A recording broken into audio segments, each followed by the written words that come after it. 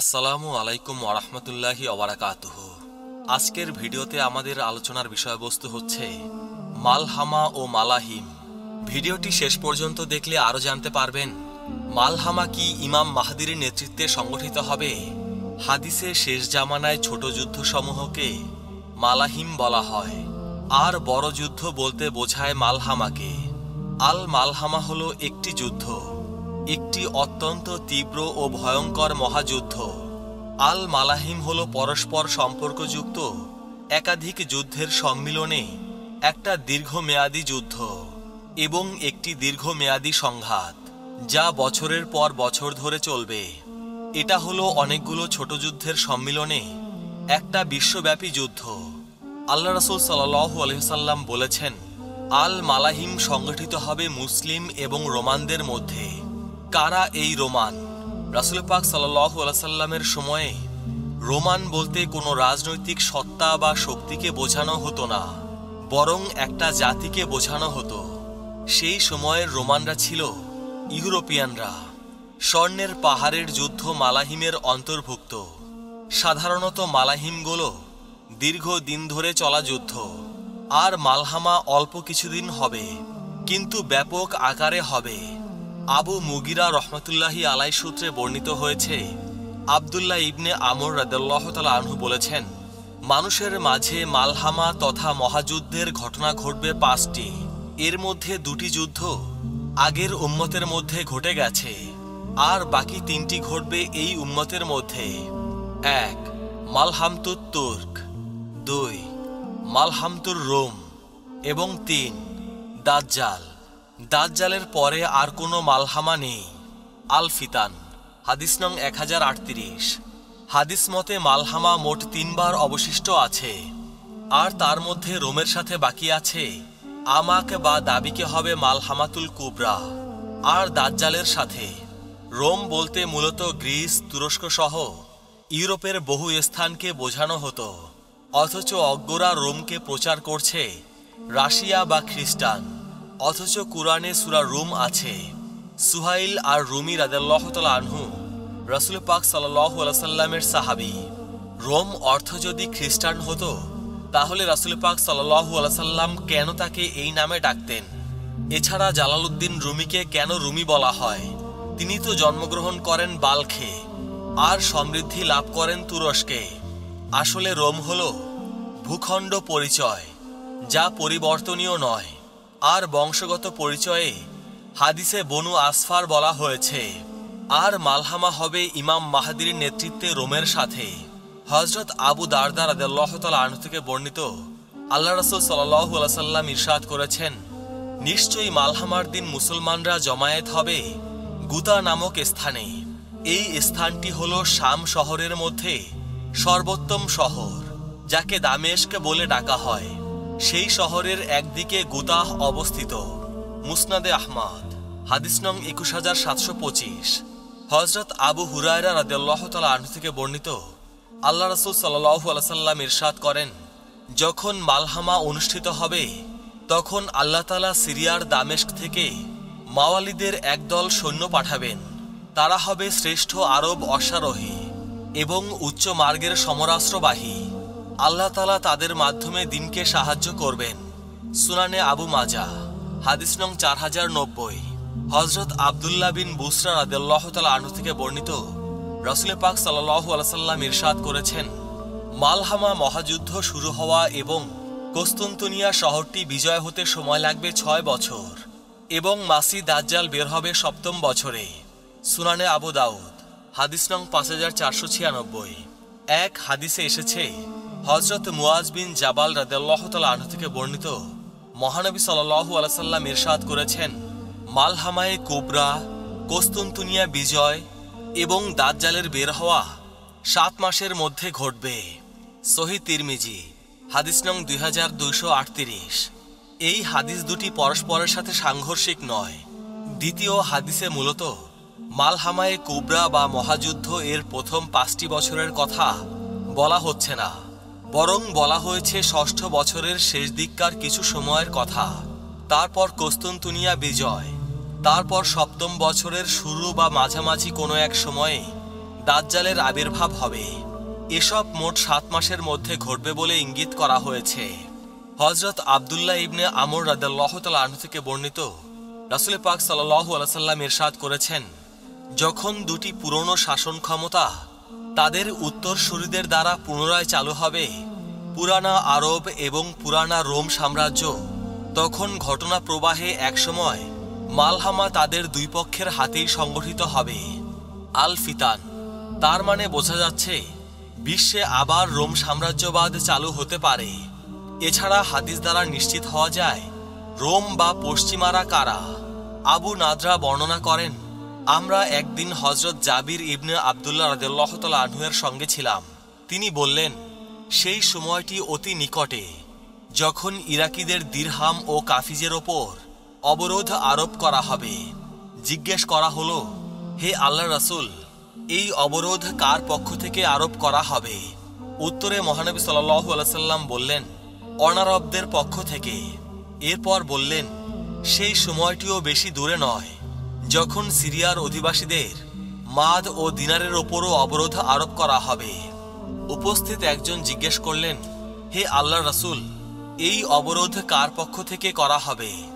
উত্তরে মহানবী সাল্লাল্লাহু আলাইহি সাল্লাম বললেন, রোম কিংবা পশ্চিমাদের পক্ষ থেকে। কিছু সময় নীরব থাকার পর বললেন, রাসূল পাক সাল্লাল্লাহু আলাইহি সাল্লাম বলেছেন, আমার শেষ উম্মতের মধ্যে এমন এক খলিফার আবির্ভাব ঘটবে যে মানুষকে মুঠি ভরে সম্পদ দান করবে এবং কোনো হিসাব গণনা করবে না। সহিহ মুসলিম, হাদিস নং 6961। আউফ বিন মালিক রাদিয়াল্লাহু তাআলা আনহু থেকে বর্ণিত হয়েছে, তিনি বলেন, আমি তাবুক যুদ্ধে রাসূল পাক সাল্লাল্লাহু আলাইহি সাল্লামের কাছে এলাম। তিনি তখন চামড়ার একটি তাঁবুতে অবস্থান করছিলেন। তিনি ইরশাদ করলেন, কিয়ামতের পূর্বে 6টি আলামতের কথা গণনা করে নাও। 1, আমার ইন্তেকাল। 2, এরপর বায়তুল মাকদিস বিজয়। 3, এরপর একটি মহামারী যা তোমাদের তখনকার মুসলমানদের মধ্যে বকরির মহামারীর মতো পাকড়িয়ে ধরবে। 4, অঢেল ধন সম্পদ, এমনকি এক ব্যক্তিকে 100 দিনার দেয়া হলে তাতেও সে অখুশি বা ক্রোধান্বিত হবে। 5, এরপর এমন এক ফিতনা হবে যা কোনো আরবের ঘরে প্রবেশ না করা থেকে বাদ যাবে না। 6, এরপর তোমাদের অর্থাৎ মুসলমানদের এবং রোমের মাঝে একটা যুদ্ধবিরতি চুক্তি সম্পাদিত হবে, কিন্তু পরে তারা এই চুক্তির ব্যাপারে তোমাদের সাথে গাদ্দারি করবে। তারপর তোমাদেরকে খতম করে দেওয়ার জন্য তারা 80টি পতাকা তলে সমবেত হবে, তোমাদের কাছে আসবে, যার প্রতিটি পতাকা তলে থাকবে 12,000 সৈন্য। সহিহ বুখারী। এই যুদ্ধের কারণ ও সাহায্যকারী হবে মাওয়ালি বা মুসলিমরা। কিয়ামত সংগঠিত হবে না যতদিন রোমরা আমাক অথবা দাবিকে অবতরণ না করে। সে সময় পৃথিবীবাসীর মধ্য থেকে মুমিনদের সর্বোত্তম একটি সৈন্যদল মদিনা হতে বের হয়ে তাদের দিকে ধাবিত হবে। তারা পরস্পরে যখন সারিবদ্ধ হয়ে মালহামাতুল কুবরা তথা মহাযুদ্ধের জন্য প্রস্তুত হবে, তখন রোমরা বলবে, আমাদের এবং যারা আমাদের লোকদেরকে আটকিয়ে রেখেছে তাদের মাঝ থেকে তোমরা সরে যাও, আমরা ওদের সাথে যুদ্ধ করব। তখন মুসলমানরা বলবে, এটা কখনোই হতে পারে না, আল্লাহর শপথ, আমরা তোমাদের এবং আমাদের মুসলমান ভাইদের মাঝ থেকে সরে দাঁড়াবো না। এরপর তারা তাদের তথা রোম বাহিনীর সাথে যুদ্ধ করবে। তখন যুদ্ধের ভয়াবহতা দেখে মুসলমানদের মধ্যে 3 ভাগের 1 ভাগ ভয়ে পালিয়ে যাবে। আল্লাহ তাদের তওবা আর কখনোই কবুল করবেন না, আর 1/3 শহীদ হয়ে যাবে। তারা হবে আল্লাহর কাছে সেই জিহাদের সর্বোত্তম শহীদ। আর অবশিষ্ট 1/3 যারা বেঁচে যাবে তারা ওই জিহাদে রোমদের ওপর বিজয় লাভ করবে। পরে তারা আর কখনোই ফিতনায় পতিত হবে না। এরপর তারা সামনে অগ্রসর হয়ে কনস্টান্টিনোপল তথা ইস্তানবুল তুরস্ক জয় করবে। তারা যখন তাদের তরবারি জয়তুন গাছে ঝুলিয়ে গনিমতের মাল বন্টন করতে থাকবে, এমন সময় শয়তান তাদের মাঝে চিৎকার দিয়ে বলবে, নিশ্চয়ই দাজ্জাল তোমাদের পরিবারের পেছনে লেগেছে। তখন তারা অবস্থার সত্যতা যাচাইয়ের জন্য বেরিয়ে পড়বে, কিন্তু বাস্তবে খবরটি ছিল মিথ্যা। তারা যখন শামে গিয়ে পৌঁছাবে তখন দাজ্জাল বের হবে। আর জিহাদের জন্য প্রস্তুতি নিয়ে সারিবদ্ধ হতে হতেই আজান ও নামাজের আকামত দেয়া হবে। তখন ঈসা ইবনে মারিয়াম আলাইহিসসালাম নাজিল হবেন। এরপর নামাজ আদায় করা হবে, আর সেটা হবে ইমাম মাহদির ইমামতিতে। এবং নামাজের পর দাজ্জালের মোকাবেলায় মুসলিম উম্মার তিনি নেতৃত্ব দেবেন। আল্লাহর দুশমন দাজ্জাল যখন তাকে দেখবে, তখন সে এমনভাবে গলে যাবে যেভাবে লবণ পানিতে গলে যায়। তিনি যদি তাকে ওভাবেই ছেড়ে দিতেন, তাহলে সে গলতে গলতে একসময় পুরোপুরি ধ্বংস হয়ে যেত। কিন্তু আল্লাহ পাক ঈসা আলাইহিসসালামের হাতের মাধ্যমে তাকে হত্যা করবেন। তাই শেষ পর্যন্ত ঈসা আলাইহিসসালামের বর্ষার মধ্যে তার রক্ত তারা দেখতে পাবে। সহিহ মুসলিম হাদিস নং 2897।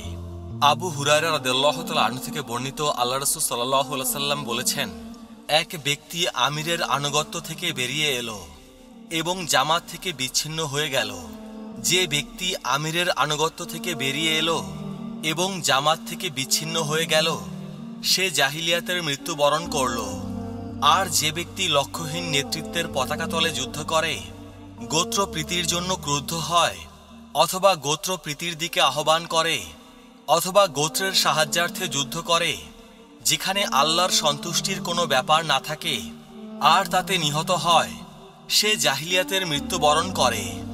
আর যে ব্যক্তি আমার উম্মতের ওপর আক্রমণ করে, আমার উম্মতের ভালোমন্দ সকলকেই নির্বিচারে হত্যা করে, মুমিনকেও রেহাই দেয় না, এবং যার সাথে সে ওয়াদাবদ্ধ হয় তার ওয়াদাও রক্ষা করে না, সে আমার কেউ নয়, আর আমিও তার কেউ নই। সহিহ মুসলিম হাদিস নং 4680। সাঈদ ইবনে জুবাইর রহমতুল্লাহি আলাই থেকে বর্ণিত, তিনি বলেন, একবার আব্দুল্লাহ ইবনে ওমর রাদিয়াল্লাহু তাআলা আনহু আমাদের নিকটে আসলেন। আমরা আশা করেছিলাম যে তিনি আমাদের নিকট একটি উত্তম হাদিস বর্ণনা করবেন। এক ব্যক্তি তার দিকে এগিয়ে গিয়ে বলল, হে আবু আব্দুর রহমান, ফিতনার সময় যুদ্ধ করা সম্পর্কে আমাদের কিছু বলুন, কেননা আল্লাহ তাআলা ইরশাদ করেছেন, তাদের সঙ্গে যুদ্ধ করো যতক্ষণ না ফিতনার অবসান ঘটে। সূরা আল বাকারা। তখন আব্দুল্লাহ ইবনে ওমর রাদিয়াল্লাহু তাআলা আনহু বললেন, তোমার মা তোমার জন্য বিলাপ করুক। ফিতনা কাকে বলে জানো?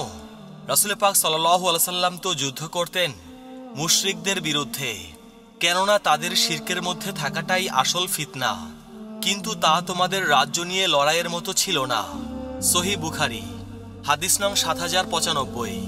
আজ দেশপ্রেমের নামে মূলত প্রত্যেক দেশে আলাদা শাসক, আলাদা সংবিধান, আলাদা পতাকা, আলাদা জাতির আদর্শ, আলাদা জাতির পিতা, জাতীয় সংস্কৃতি ও চেতনাকে বোঝানো হয়। অথচ মুসলিমরা ঐক্যবদ্ধ হতো একই রাসূলের আদর্শ অনুসরণ করে, একই তাওহীদের পতাকা তলে, কুরআনের সংবিধান প্রতিষ্ঠার জন্য। একটু ভাবুন, দেশপ্রেম যদি ঈমানের অংশ হয়, তাহলে দিন দিন আমাদের ঈমানের পরিধি কমছে। কারণ পুরো ভারত যখন এক শাসনের অধীনে ছিল, তখন আমাদের পুরো ভারতকে ভালোবাসা ঈমানের অংশ ছিল। এরপর খণ্ডিত হয়ে পাকিস্তান ও বর্তমান বাংলাদেশ হলো। তাই এখন শুধু এইটুকু ভূখণ্ডকে ভালোবাসা হলো ঈমানের অংশ। অথচ ইসলামের নিয়ম হলো এই যে, যেখানে ইসলামী নিয়ম নীতি মানুষ শান্তিপূর্ণভাবে তার ধর্ম পালন করতে পারবে, সে দেশেই সে থাকবে, অথবা ঈমান পাপ জুলুম থেকে বাঁচার জন্য হিজরত করবে। নবী রাসূল সাহাবীগণ যা করেছিলেন। আবু সাঈদ খুদরি রাদিয়াল্লাহু তাআলা আনহু কর্তৃক বর্ণিত, আল্লাহ রাসূল সাল্লাল্লাহু আলাইহি ওয়াসাল্লাম বলেন, মানুষের ওপর এমন এক যুগ আসছে যখন মুসলিমের জন্য শ্রেষ্ঠ সম্পদ হবে ভেড়া ছাগল।